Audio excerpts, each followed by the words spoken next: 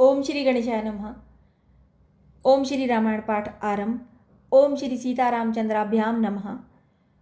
ओम हे भोलेनाथ माता पार्वती, ओम हे माँ दुर्गा, ओम हे श्री सीताराम जी, ओम हे हनुमान जी। मैं आपका स्मरण करते हुए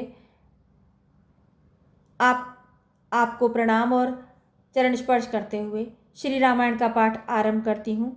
आशीर्वाद दें। ओम हे हनुमान जी, आपको मेरा सादर चरण स्पर्श और प्रणाम है और आपसे मेरी ओम जय सीताराम जी की राम राम जी। ओम आठवां सर्ग। ओम राजा का पुत्र के लिए अश्वमेध यज्ञ करने का प्रस्ताव और मंत्रियों तथा ब्राह्मणों द्वारा उनका अनुमोदन। ओम संपूर्ण धर्मों को जानने वाले महात्मा राजा दशरथ ऐसे प्रभावशाली होते हुए भी पुत्र के लिए सदा चिंतित रहते थे। उनके वंश को चलाने वाला कोई पुत्र नहीं था। उसके लिए चिंता करते करते एक दिन उन मनस्वी नरेश के मन में यह विचार हुआ कि मैं पुत्र प्राप्ति के लिए अश्वमेध यज्ञ का अनुष्ठान क्यों न करूं।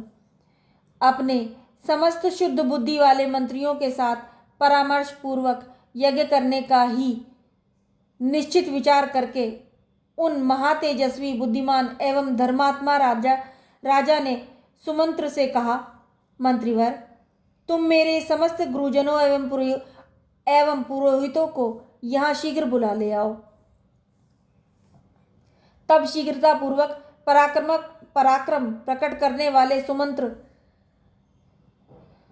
तुरंत जाकर उन समस्त वेद विद्या के पारंगत मुनियों को वहां बुला लाए। सुयज्ञ वामदेव जाबाली काश्यप कुल पुरोहित वशिष्ठ तथा और जो भी श्रेष्ठ ब्राह्मण थे, उन सबकी पूजा करके धर्मात्मा राजा दशरथ ने अपने धर्म और अर्थ से युक्त यह मधुर वचन कहा, महर्षियों, मैं सदा पुत्र के लिए विलाप करता रहता हूँ। महर्षियों, मैं सदा पुत्र के लिए विलाप करता रहता हूँ।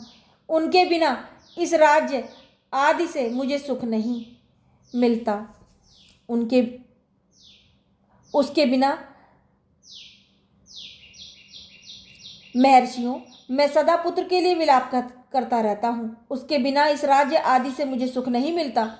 अतः मैंने यह निश्चय किया है कि मैं पुत्र प्राप्ति के लिए अश्वमेध द्वारा भगवान का यजन करूं। मेरी इच्छा है कि शास्त्रोक्त विधि से इस यज्ञ का अनुष्ठान करूं।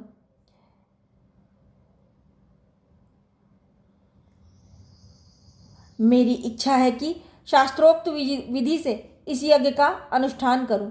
अतः किस प्रकार मुझे मेरी मनोवांछित वस्तु प्राप्त होगी, इसका आप लोग यहां विचार करें। सुयज्ञ वामदेव जाबली काश्यप कुल पुरोहित वशिष्ठ तथा और जो भी श्रेष्ठ ब्राह्मण और ऋषि थे, उन सबकी पूजा करके धर्मात्मा राजा दशरथ ने धर्म और अर्थ से युक्त यह मधुर वचन कहा, महर्षियों, मैं सदा पुत्र के लिए विलाप करता रहता हूँ। उसके बिना इस राज्य आदि से मुझे सुख नहीं मिलता। अतः मैंने यह निश्चय किया है कि मैं पुत्र प्राप्ति के लिए अश्वमेध द्वारा भगवान का यजन करूं। मेरी इच्छा है कि शास्त्रोक्त विधि से इस यज्ञ का अनुष्ठान करूं। अतः किस प्रकार मुझे मेरी मनोवांछित वस्तु प्राप्त होगी, इसका विचार आप लोग यहाँ करें। राजा के कहने पर वशिष्ठ आदि सब ब्राह्मणों ने बहुत अच्छा कहकर उनके मुख से कहे गए पूर्वोक्त वचन की प्रशंसा की। फिर वे सभी अत्यंत प्रसन्न होकर राजा दशरथ से बोले, महाराज, यज्ञ सामग्री का संग्रह किया जाए। भूमंडल में भ्रमण के लिए यज्ञ संबंधी अश्व छोड़ा जाए तथा सरयू के उत्तर तट पर यज्ञ भूमि का निर्माण किया जाए। तुम यज्ञ द्वारा सर्वथा अपनी इच्छा के अनुरूप पुत्र प्राप्त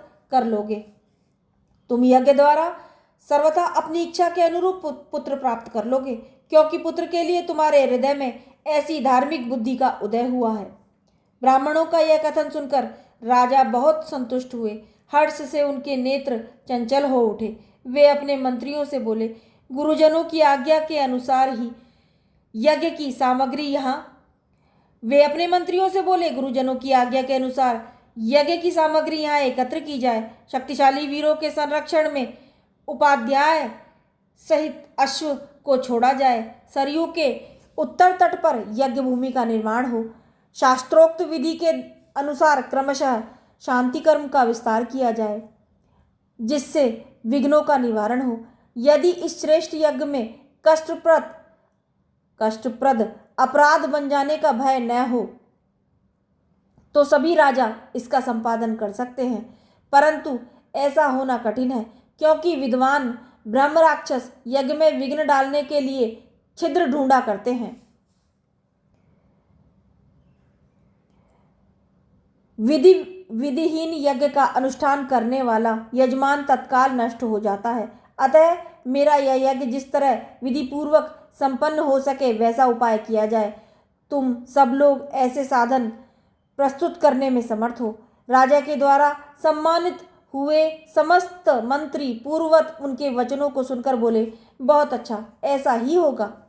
इसी प्रकार वे सभी धर्मज्ञ ब्राह्मण भी नृपश्रेष्ठ राजा दशरथ को बधाई देते हुए उनकी आज्ञा लेकर जैसे आए थे वैसे ही फिर लौट गए। उन ब्राह्मणों को विदा करके राजा ने मंत्रियों से कहा, पुरोहितों के उपदेश के अनुसार इस यज्ञ को विधिवत पूर्ण करना चाहिए। वहां उपस्थित हुए मंत्रियों से ऐसा कहकर परम बुद्धिमान नृपश्रेष्ठ राजा दशरथ उन्हें विदा करके अपने महल में चले गए। वहां जाकर नरेश ने अपनी प्यारी पत्नियों से कहा, देवियों, दीक्षा ग्रहण करो, मैं पुत्र के लिए यज्ञ करूंगा। उस मनोहर वचन से उन सुंदर कांति वाली रानियों के मुखमंडल और मुखकमल वसंत ऋतु में विकसित होने वाले पंकजों के समान खिल उठे और अत्यंत शोभा पाने लगे। उस मनोहर वचन से उन सुंदर कांति वाली रानियों के मुखकमल वसंत ऋतु में विकसित होने वाले पंकजों के समान खिल उठे और अत्यंत शोभा पाने लगे। इस प्रकार श्री वाल्मीकि निर्मित आर्ष रामायण आदि काव्य के बालकांड में 8वां सर्ग पूरा हुआ। ओम जय श्री सीताराम जी की।